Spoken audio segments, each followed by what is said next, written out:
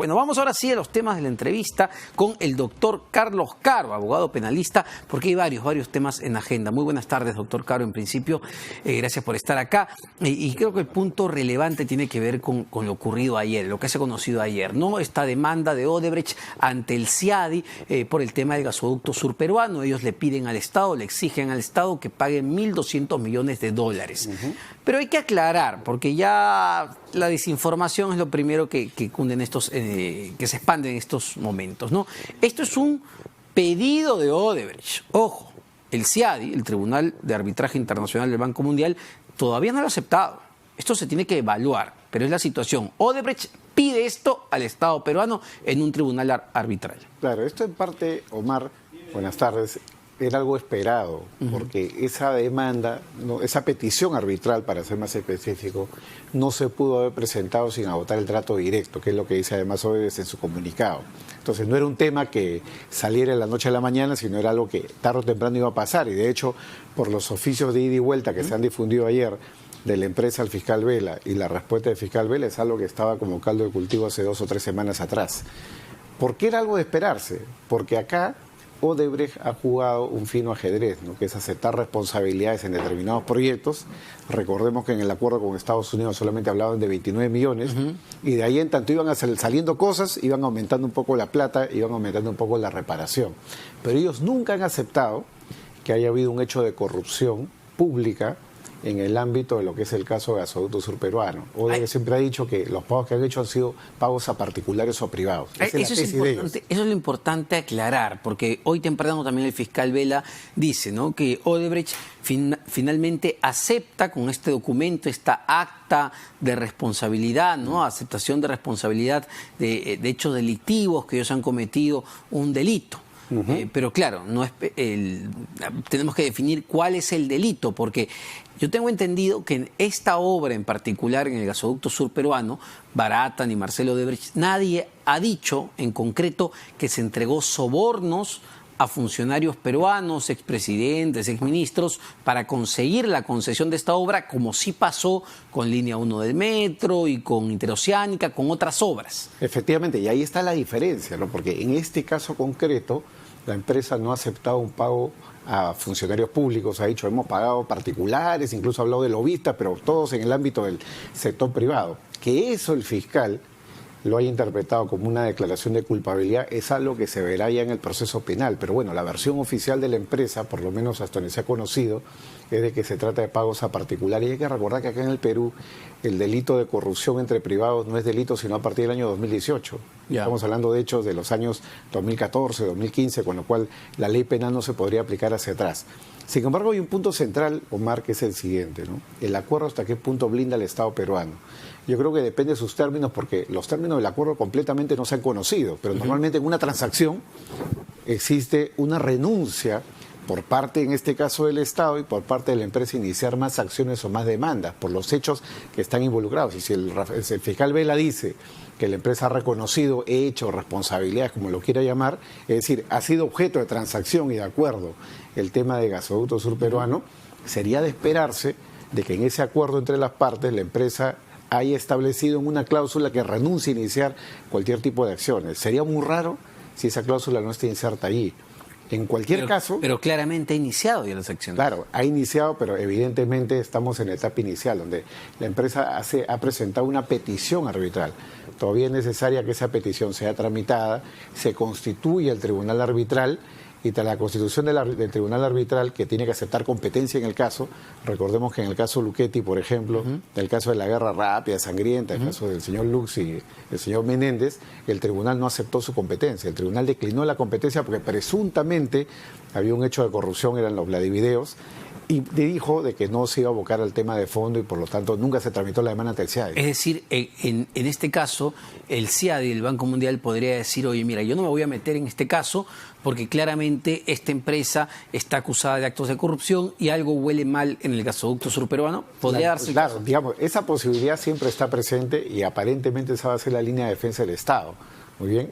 que tocará el caso de Odebrecht y no de otras empresas que están, digamos, en una situación similar. A ver, porque algunos argumentos que ha, digamos, esgrimido en la mañana el fiscal Rafael Vela es que casi es un despropósito, una locura que Odebrecht asista o intente llevar al Perú al CIADI, porque existe este documento donde ellos dicen que están aceptando la responsabilidad, están aceptando la culpabilidad. Entonces, lo que cree el fiscal Vela es que con este documento ya de por sí en el CIADI perdieron cualquier tipo de arbitraje. Claro. ¿Es así? ¿Llega a ser así o no? Ahora, podría ser así en la medida que hay una aceptación de culpabilidad penal, soborno a funcionarios públicos. Ese es el punto que está bajo debate, porque ahí tenemos la versión de la empresa que, como reitero, solamente ha hablado de pagos a particulares, nunca a funcionarios públicos, y por otro lado la versión del fiscal, que dice que hay una declaración de culpabilidad. Eso es un tema que tendrá que ser ponderado, pero además todo esto es muy formal, ¿no? Porque tampoco es que el fiscal diga voy a entregar esta información al procurador. Esto tiene que seguir todo un trazo. Si van a hacer un disclosure, si van a abrir la información de la colaboración eficaz, eso tiene que pasar por un juez peruano. No es que el procurador pueda coger los papeles y decir voy a presentarlos al CIADI. El procedimiento no es así, el procedimiento es formal. De lo contrario es prueba ilícita.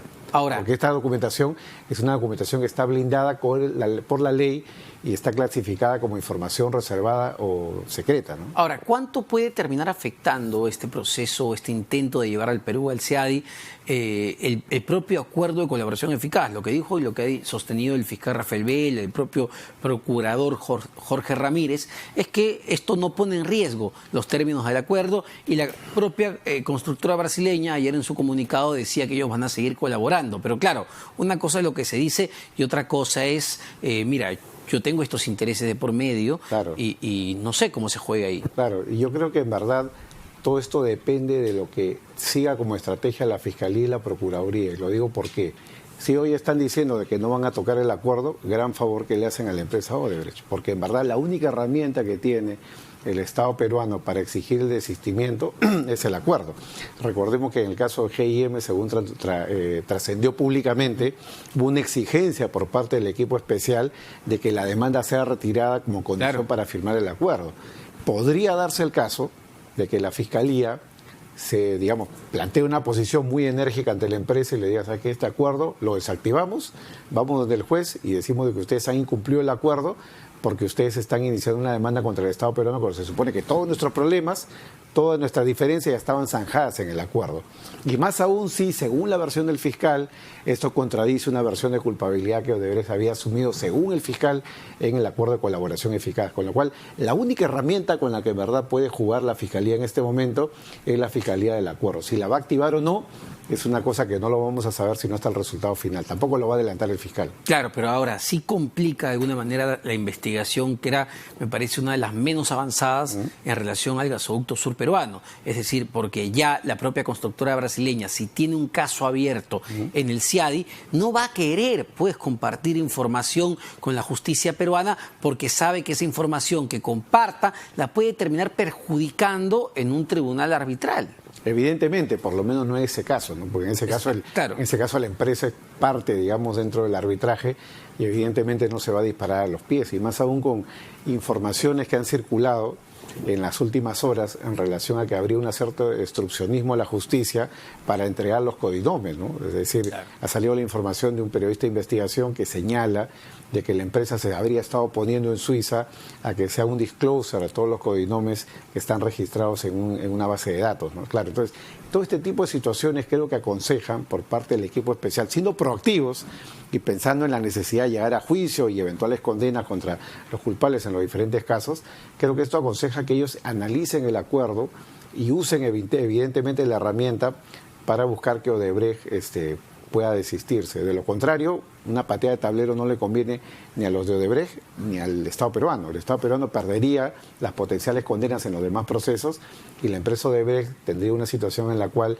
sus activos podrían ser castigados, embargados, incautados los señores Barata y otros podrían ser perseguidos penalmente en el Perú con orden de detención internacional, claro, lo que implicaría que no puedan salir de Brasil. A ninguna de las partes les conviene. Y lo que explicaba de alguna manera o sugería el fiscal Vela es que Odebrecht se ve presionada por sus acreedores, ¿no? A todas las empresas que les debe, en realidad. Entonces ella sabe que, dado que se han vencido los plazos, porque se han dejado también vencer los plazos, ya ahí es la responsabilidad del Ejecutivo, tiene que responder a las personas y a las empresas a las que les debe.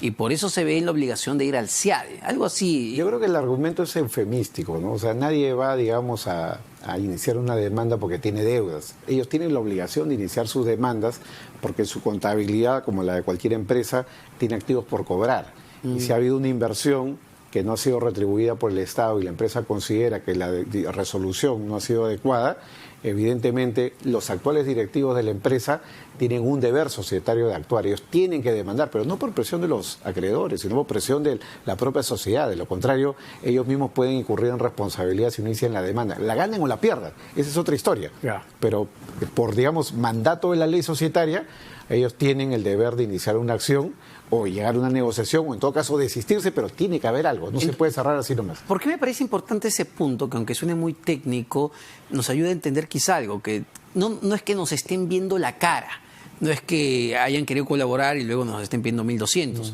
sino que ellos como holding, como grupo empresarial, están en esa obligación. Claro, están en la obligación, nos guste o no, porque es una cuenta por cobrar. Ellos no han aceptado ahí responsabilidad penal, habrán aceptado tal vez responsabilidades de naturaleza civil, pero en la medida que no han aceptado responsabilidades penales y eso no está dentro del acuerdo, un desistimiento, tenían esa carta o tenían esa herramienta y eso va a lo que yo siempre digo. Odebrecht ha estado jugando un fino ajedrez, ¿no? Sí. Viendo cómo se mueve la mesa para poder iniciar este tipo de acciones. Ahora, aquí claramente sí hay un gran responsable, que yo no creo que sea ni la Fiscalía ni la Procuraduría. El gran responsable en todo esto, como hemos llegado a este punto, es el propio Ejecutivo. Porque bien lo decían, ¿hace cuánto se canceló este contrato o esta concesión con el consorcio? Hace 3 años prácticamente, 3 años, ¿no? En enero del 2017, fines de enero del 2017. Según el tema contractual, entiendo, el Estado peruano tenía 12 meses para licitar nuevamente el proyecto, un proyecto que había avanzado un 33%, un proyecto en el que se había gastado plata.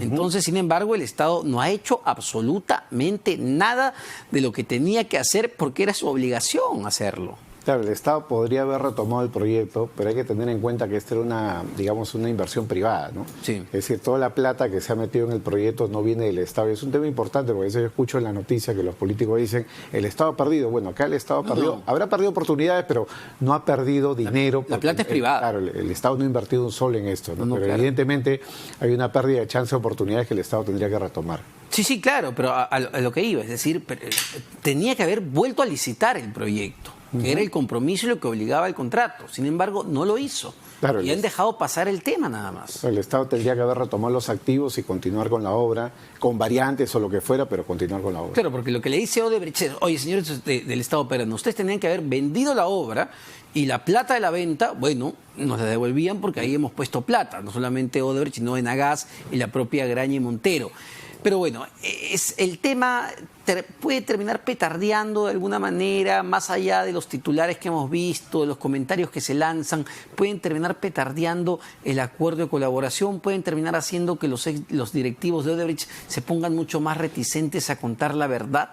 Yo creo que en verdad es algo que no le conviene a ninguna de las dos partes, ni al Estado ni a los de Odebrecht. Creo que se tiene que volver a sentar a la mesa y tienen que acordar un punto de inflexión acá porque, digamos, tampoco es dable que tenga como colaborador eficaz a quien me está demandando internacionalmente, ¿no? Claro. Es algo, digamos, que en la ecuación de la colaboración eficaz no tiene mucha presentación y especialmente si la colaboración que ha sido aceptada por el juez tiene una cláusula de renuncia a acciones, que es lo que normalmente pasa en una transacción.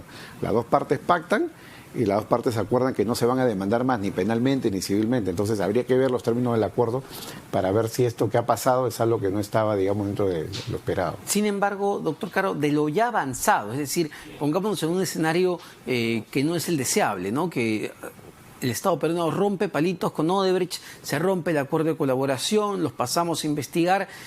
Ya hay un trabajo que se ha hecho desde la Fiscalía, ya se ha, digamos, obtenido información sensible. Ya con lo que tenemos hasta el momento, ¿es suficiente para el Estado peruano para encauzar las investigaciones que tenemos en curso? Claro, acá hay dos tipos de casos que hay que diferenciar claramente. Los casos que ya están casi listos para juicio oral, Humala, Heredia, el caso de la señora Fujimori o Toledo, que son casos donde con o sin Odebrecht los casos van a juicio y pueden llegar a los resultados esperados. Condena, absolución, lo que toque. Muy bien. Pero hay otra serie de casos donde todavía estamos dependientes de la información que tiene que entregar Odebrecht. El tema de los codinomes, la ruta del dinero. Esos casos son casos que entrarían en una situación de riesgo. Evidentemente la Fiscalía tiene la punta de la madeja, pero va a tomarle más tiempo y más tiempo podría significar eventualmente impunidad en algunos casos. Claro, para terminar nada más, doctor Caro, hoy día se tenía que ver la audiencia de Luis Castañeda Locio, el exalcalde de Lima, el señor José Luna Gálvez. Se está pidiendo 36 meses de prisión preventiva por supuestamente haber recibido dinero de la otra brasileña OAS. Esto ha sido reprogramado. ¿Cómo evalúa así a grandes rasgos ese caso? ¿Es probable que puedan irse con una prisión preventiva? O sea, considerando la jurisprudencia que se está instalando a nivel de los juzgados de primera instancia, esta es una posibilidad que nunca está negada. Sin embargo, si nos sometemos claramente a los términos del Acuerdo Plenario 1/2019 de la Corte Suprema sobre prisión preventiva, es algo que no debería pasar. Son casos potencialmente graves, hay muchísimas pruebas, hay colaboraciones eficaces. Eso implica que estos casos deben ir a juicio, pero por una prisión preventiva hay que insistir y persistir.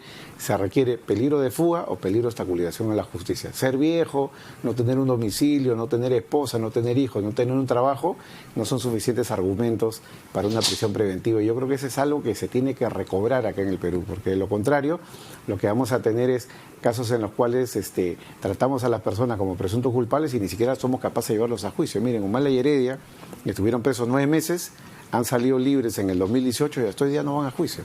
Claro. Pero el señor Luna Gálvez, de alguna manera, bueno, ahora no sabemos cuál puede ser su nivel de influencia, pero llegó a tener mucha influencia dentro del sistema de justicia. Lo vimos con el tema de los consejeros del extinto Consejo Nacional de Magistratura, ¿no? Claro, lo interesante es que ya la jurisprudencia también lo ha establecido. La injerencia tiene que darse en el caso concreto, es decir, no podemos hablar tampoco de una injerencia en abstracto, ¿no? Yo tengo influencias en una municipalidad, por lo tanto voy a perturbar la acción de la justicia. Es algo que hay que tener mucho cuidado porque la jurisprudencia ha marcado un derrotero. Claro que sí, la prisión preventiva debería ser la excepción, sin embargo, por lo que hemos visto en los últimos meses y no años en el Perú, se ha convertido, parece, en la regla, pero también es cierto que estamos tratando no con carteristas, ¿no? Estamos tratando con los poderosos, con el poder político y el poder del dinero, pero lo que se quiere es que la justicia se haga bien, pues, claro, ¿no? Se haga bien y sin excesos. Muchas gracias, doctor Caro. Encantado siempre de tenerlo aquí en RPP, el doctor Carlos Caro, abogado penalista.